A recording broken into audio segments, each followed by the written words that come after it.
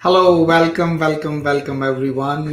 Welcome to the chat show where we talk about empathy, employment, and innovation every Wednesday at 2 p.m. Eastern uh, with the thought leaders from the autism community, disability community, and the staffing industry, where the focus is on the employment, and there are two forces, innovation and empathy, which is really driving employment for everyone inclusive of neurodivergent talent and people with other visible and invisible disabilities. So today, my guest is Dr. Michael Reid. He wears many hats with ease, a New Zealander who has been living in US since 2012. Michael has a clinical interest and specialties that include products and services for individuals on the autism spectrum condition. And Michael is also a business professional who through Active Steps, the organization, which is focused on the workforce development programs and quality management systems using technology-based solutions. So that's where we speak the same language. How can we leverage technology and make a truly global social impact? So some of our work, Michael, we've been working on is truly, and you are working on, is truly reflection of true global impact on the society. So thank you for doing wonderful job, and welcome. Well, we hope so anyway. only history will determine whether we've been successful, I guess. Yes, yes. No, we will be, and you have proven in so many areas. So, well, let's start with that. Some of those areas where you've been working, from employment to workforce development. Tell us a little bit about your journey as an entrepreneur and innovator. Yeah, it's a long and convoluted journey that involves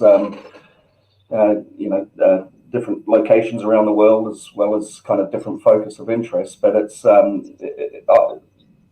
ostensibly the only job I've ever had in my life. I was working for an organisation, and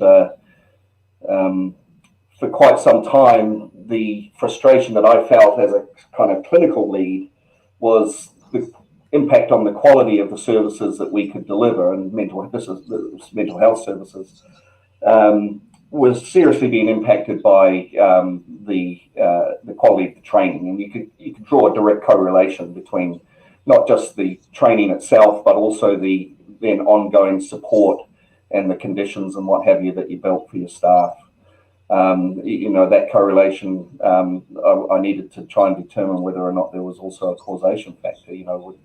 That these things truly, if you dealt to these things, if you gave people greater support, if you trained them more effectively, and so on, would that indeed impact the quality of the service for the end user?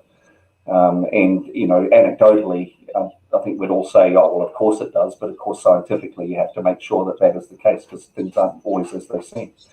So I set about, over probably a 2 or 3 year period, really trying to solve that problem. And in those early days, the problem was accessibility to quality training, and particularly for someone like myself in a country like New Zealand or Australia, and the UK and what have you, places that I have worked most of my life. The accessibility issue seemed to me to be one of that had a potential technology solution. If we can get things online, and I'm talking 20 plus years ago now, 25 years ago. So, the technology wasn't quite where we are today. Yeah. So sort of, it was, how do we get people, able to access that training and what have you. So in the early days of the internet, I set about looking at online learning, naively thinking that as I started to research online learning online learning models, that they essentially didn't exist. Yeah. That in the early days of putting coursework online and what have you, universities and very reputable schools were doing it, but they were essentially photocopying documents and just sort of putting pictures of, that was the extent, and that was fine. That was the extent to the, according to no particular learning model. And so that's really what we did, is we ran some studies that really looked at the efficacy of online learning with variables that included, when you look at learning styles, visual, auditory, and so on, how do you include all of those things in a meaningful way on an online environment? And then came up with a model that we felt that was worth pursuing. And in those early days, that we were collecting some pretty convincing data in terms of its efficacy. And at that point, we thought, well, let's try and make this more widely available to people. And that's where we set about trying to work with others in the field to try and see if we could really make an impact. And that impact was important to us because I've often lectured on, talking about outcomes. Particularly in the disability world, we talk about outcomes, and in medicine, we talk about outcomes. But in fact, I think we've moved on from outcomes to that now. I think now it's about impact.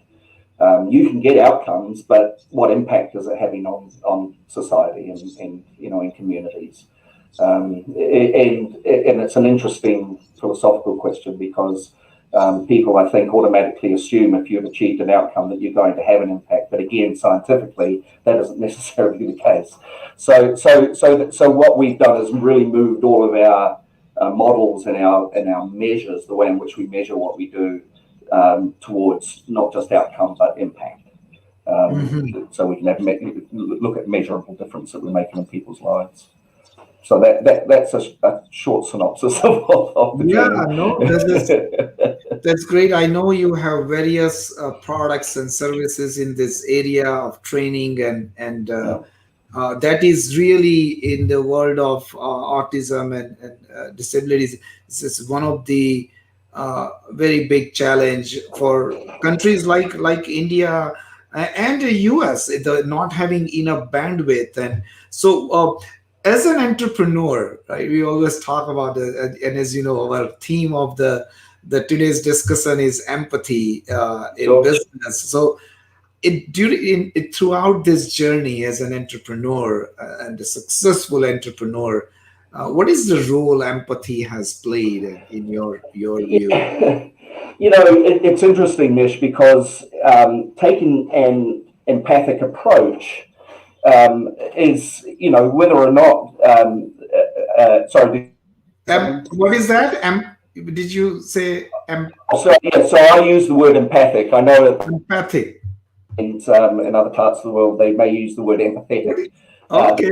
The two words are interchangeable. They essentially mean the same thing. I think I'm right in saying that empathic is an older English version of it, and being All right. Got it. from one of the I common learned something new today, so thank you for sharing. Yes.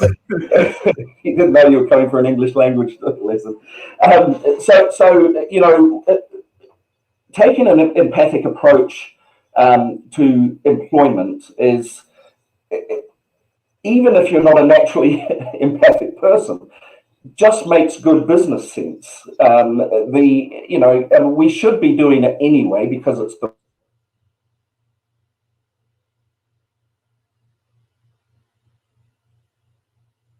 Sorry, it looks like we have lost Michael for a few seconds. Am I back? Oh, you're back. You're back. So I've recently installed Starlink, which has changed our lives, but it just occasionally drops out a second. So if I disappear, don't panic, I'll be back. So taking an empathic approach to employment is, even if you're not a naturally empathic person, just makes good business sense. To give you an idea, if we take one of our organizations, Active Steps, which is a provider of in-home and centre-based services to ABA, applied behaviour analysis services for kids with autism, although not strictly speaking. I mean, they're ABA services, but there's no question that the vast majority of the clients and the kiddos that get referred to us do indeed have an autism spectrum disorder. By taking that approach here, just let's talk about California, although the statistics are the same across the country. The average. Uh-oh.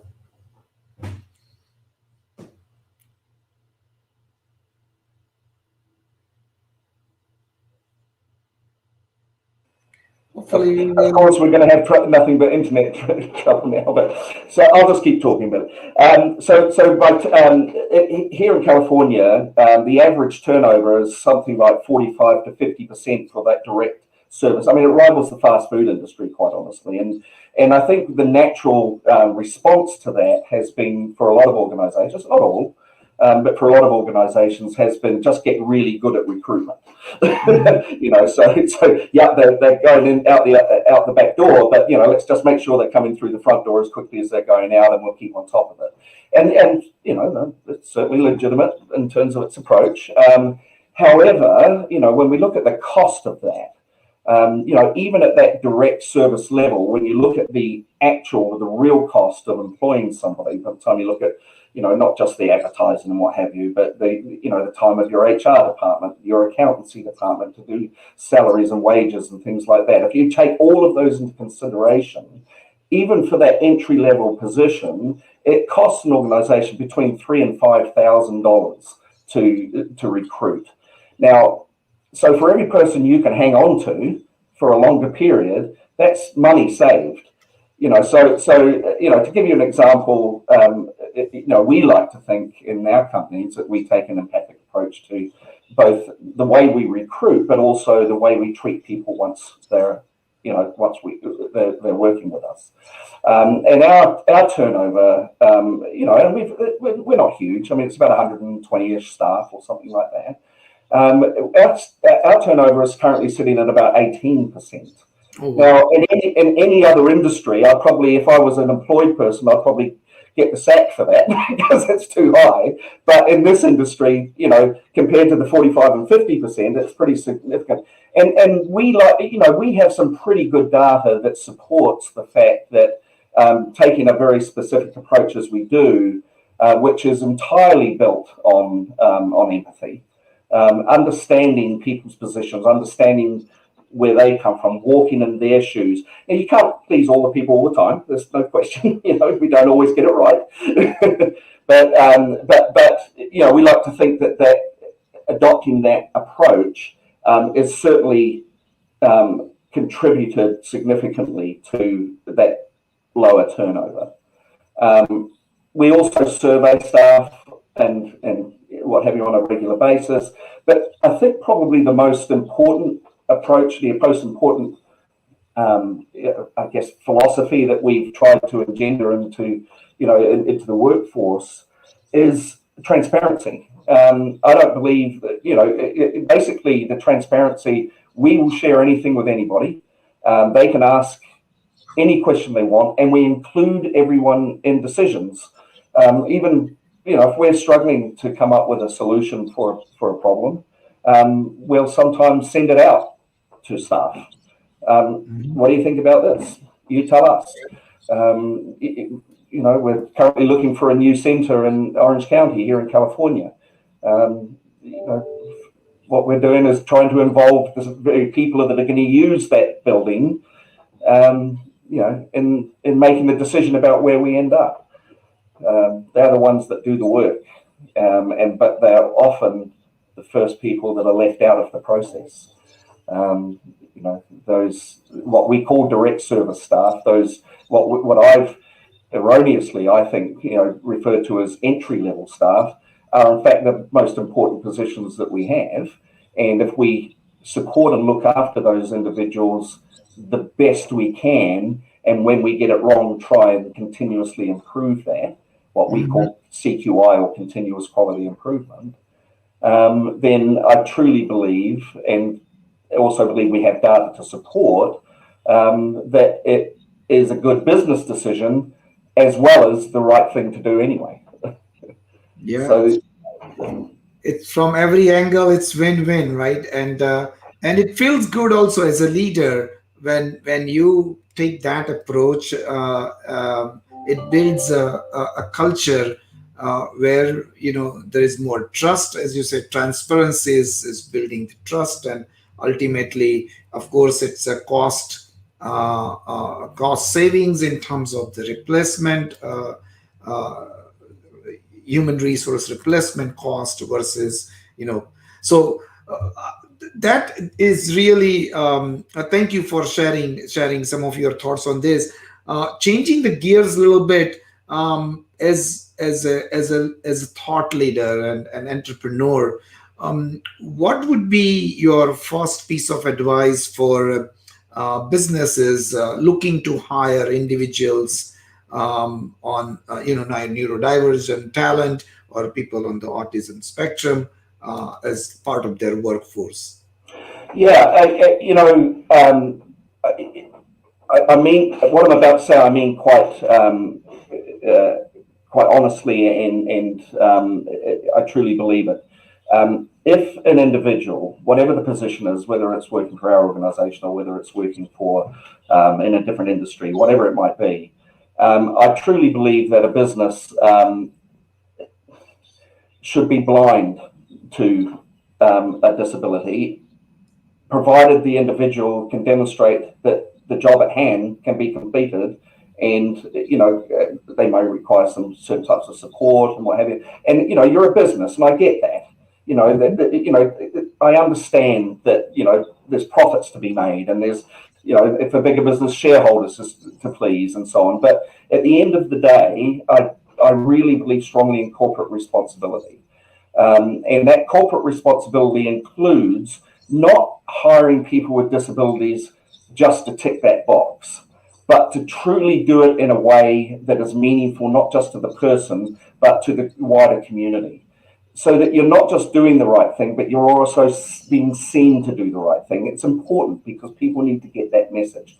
For too long, and particularly whether it's a mental health issue, whether it's a physical disability, whatever it might be, for too long, the public at large have been kept in the dark. And we see and criticise, don't we, people for being wary of someone with a disability or frightened and you can't really blame them. What we used to do is lock everybody up and keep that out of town, so we didn't have to deal with that. And now, all of a sudden, we're saying, no, that's not very humane. Let's do this better, and recognise these individuals as people, and people who have a place in society and a contribution to make.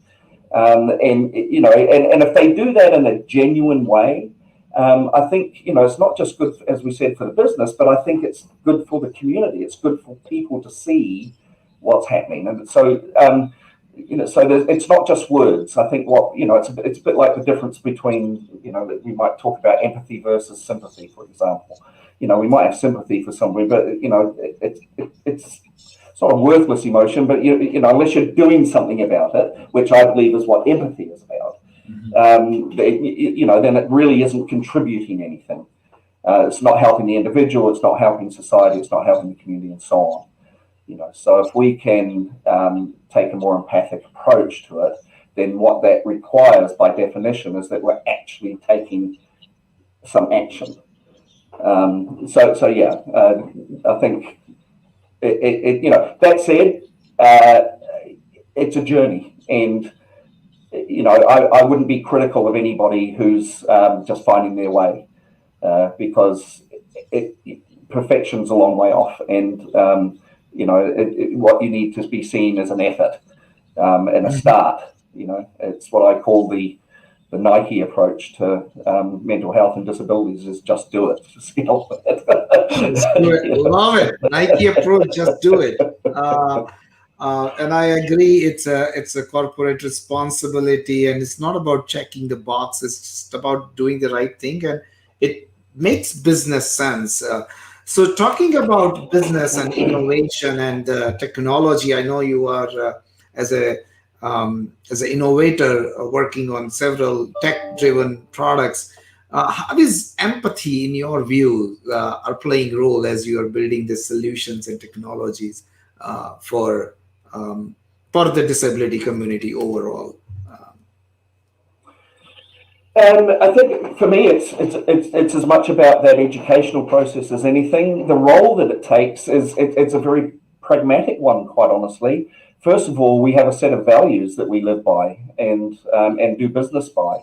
And as I say, we don't always get it right, but that set of values drives everything that we do.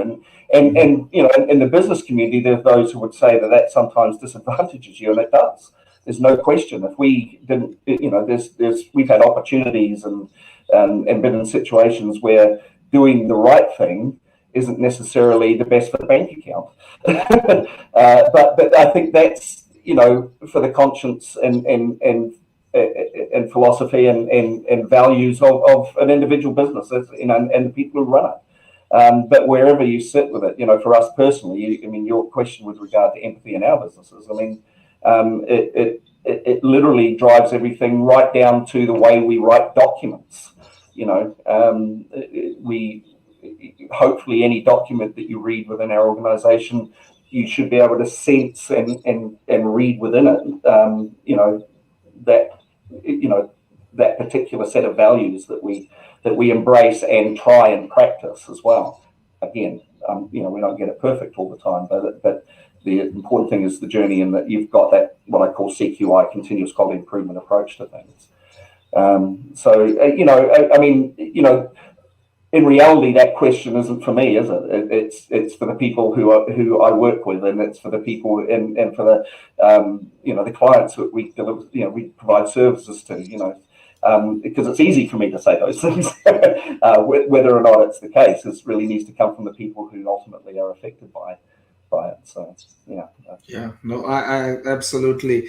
When we talk about empathy and the technology, one project which I am a little bit of aware of, with active steps. Uh, would you please share some of your those? I would say that that project is truly is driven by empathy. How Yeah, when you are yeah. organized. So tell us a little bit about that project. Yeah, I think you're referring to our little initiative in Nepal. Is that what you're referring Yeah, to? Yeah. yeah.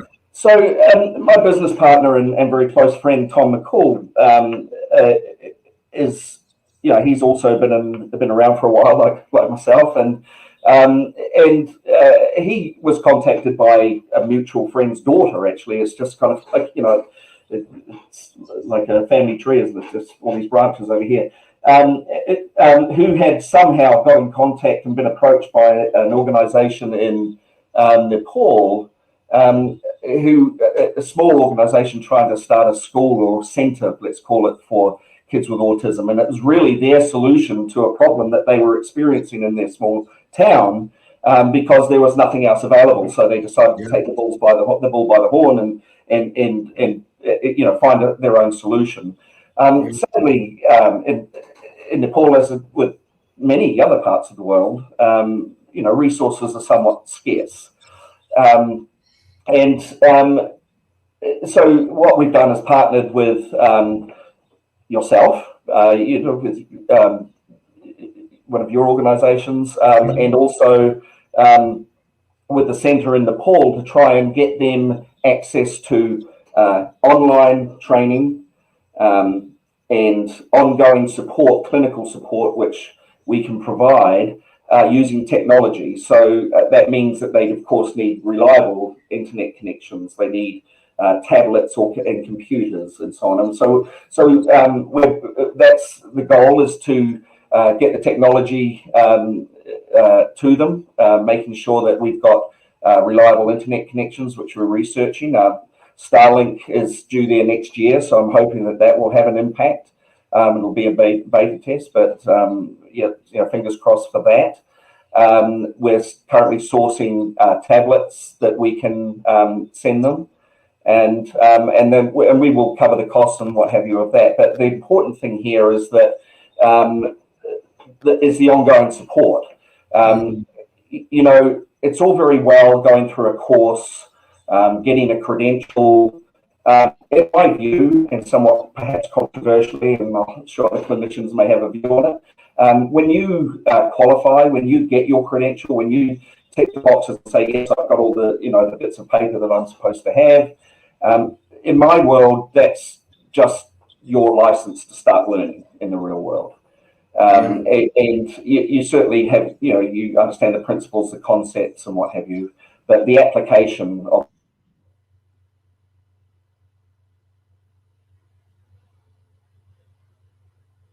Sorry, looks like we have lost Michael.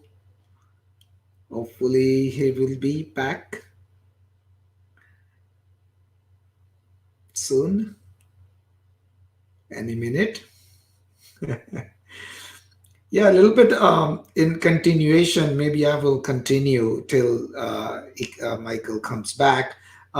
So the audience is, I'm back. yes, back. I went Excellent. away for a So while. please tell us who is the audience, who is going to get this training. That's where I think we got. So mostly parents. They're mostly parents with kids who have been diagnosed with an autism spectrum Yeah, disorder, so they have a couple of helpers and what have you, who they I think either volunteer or in some way get paid. I don't know. So what we're doing currently is just really trying to look at the need, and Nish, you'll be familiar with this, but something that's extremely important to us is sustainability.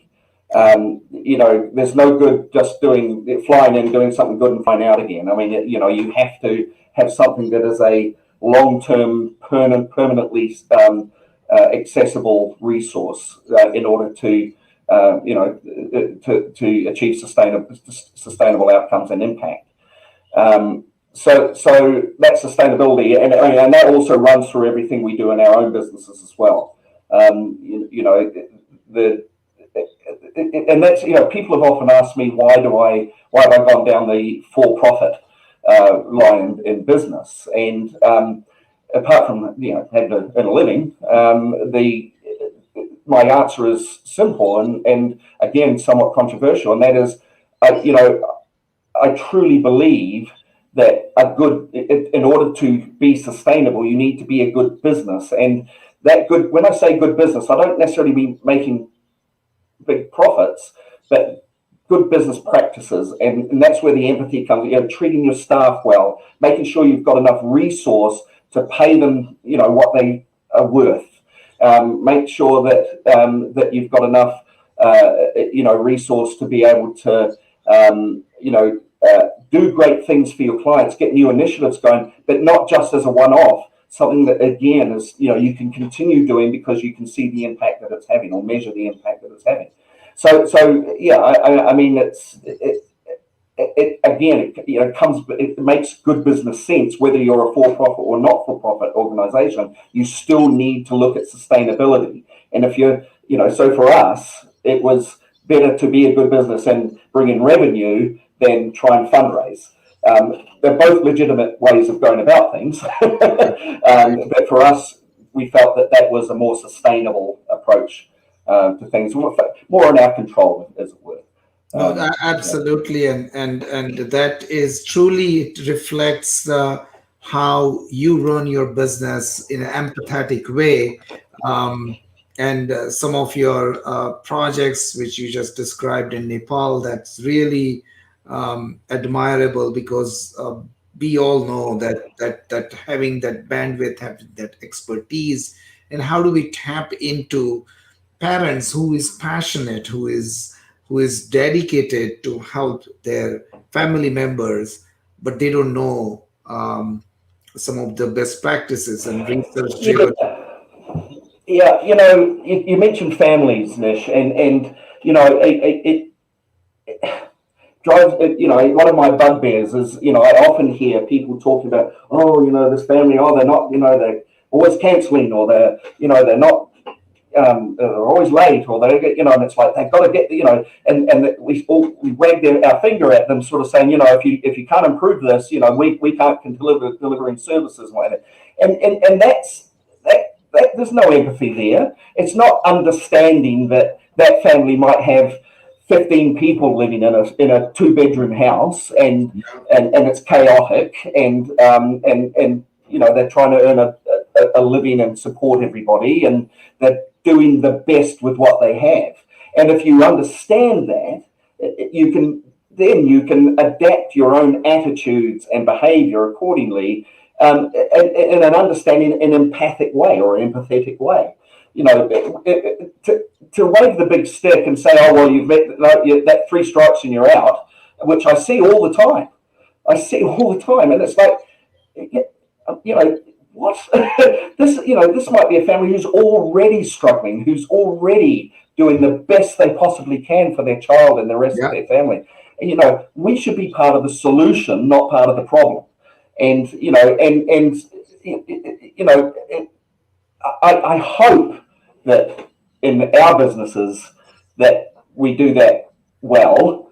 I certainly like to hear if it's something that doesn't go well, so that we can, again, you know, invoke some improvement, a change in a system, or an educate, you know, some training or education for staff, you know, to improve things, or whatever it might be.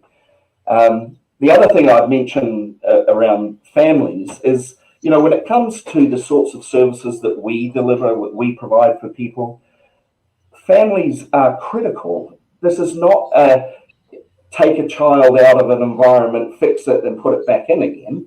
That's not how it works. In order for any gains, any impact that you can have on that child's life, you have to work with the entire unit, the whole family unit. And that doesn't just mean mum and dad, it means siblings and aunts and uncles, whoever else is in that environment.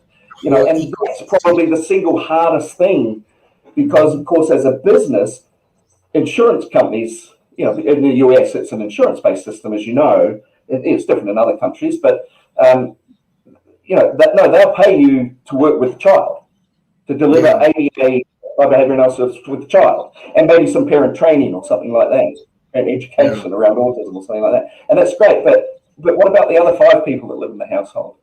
And so what we, so sadly, I don't think we as the industry, as it were, has always done a good job of really taking the big picture, gathering all of the information, the big picture into account. And what's really interesting about that from a financial perspective, not just for a business but also for someone paying for those services, is that by not investing in making sure that we're working with as many in the child's environment as we can, we're probably extending the period of time that we have to be in that family's life, and anyway. So we could probably get quicker outcomes and more sustainable outcomes if we can work with whole family units.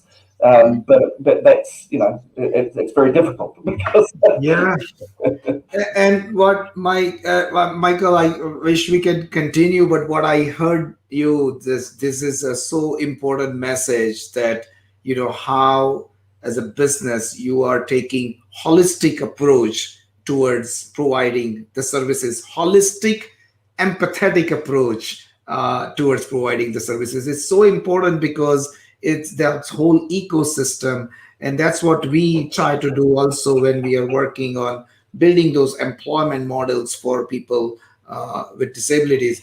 The same principles, how do we tackle from all possible angles and build that ecosystem in a right way, in an empathetic way, so we are helping the whole. I know you've got to finish up, but the one thing I would say about that is that empathy is not a thing that you do. Mm-hmm. It's a way of being. It's a way of thinking. It's it requires certain behaviours certainly, but it underpins your philosophy and behaviour and what have you. It isn't like, oh golly, it's Tuesday, we better do empathy today. And I think that's the message, is that it's a way of thinking as much as it is anything else. It's understanding that everything isn't always as it seems when you see someone engaging in a particular behaviour, say, or whatever. So, gather the information, understand it from the person's perspective, and take a more all-encompassing approach when they're trying to understand, rather than what you just happen to see in front of you. Michael, thank you so much. I truly enjoyed this conversation, and I'm pretty sure our viewers have been enjoying and appreciating this conversation. I learned a lot from you today, and thank you for being an empathetic, innovative entrepreneur and really making impact globally. So thank you for all the great work you do, and thank you for your time.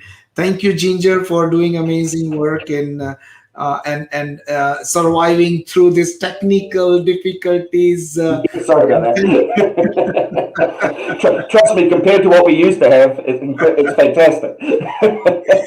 And thank you, everyone, for joining. We will continue our conversation on empathy, innovation, and employment for everyone next week, same time, same place. Till then, stay safe, stay healthy, and thank you, everyone. Thank you, Michael, and thank you, Ginger. Thanks, Ginger.